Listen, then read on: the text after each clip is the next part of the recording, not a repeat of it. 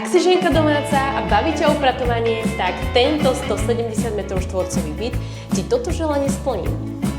Robím si srandu. My moderné ženy používame tieto čarodejnícke výdobytky, za ktoré nás v 15. storočí upalovali.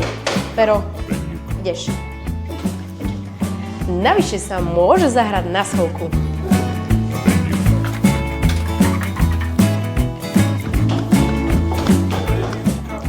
Ak si už niekedy počula vetu, tu by sa dalo tancovať, tak hovorili presne o tejto kuchyni.